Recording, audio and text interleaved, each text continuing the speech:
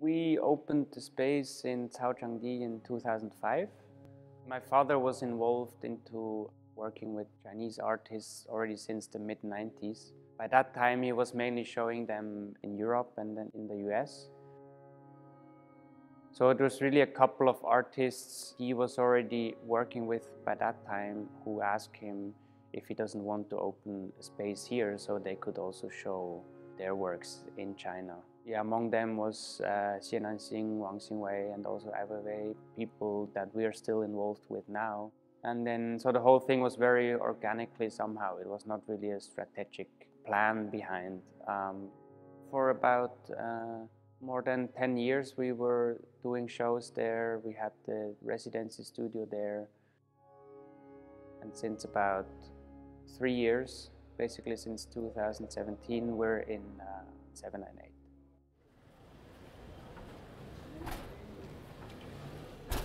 And it's actually amazing how much you can do with the space here, because it's quite neutral. It's basically just like a white cube, but then through having these two pillars, which are now behind those walls, you have actually almost like 6 sections. For each show, we change the layout of the space. The show we're planning are always connected with our program and somehow reflect what we do or what we believe in our program, which is on one hand working with established artists from China, as well as with established artists from the West, mainly Europe. But then always, I think the really interesting job or part we do besides working with established artists is really trying to bring up new talents and emerging artists.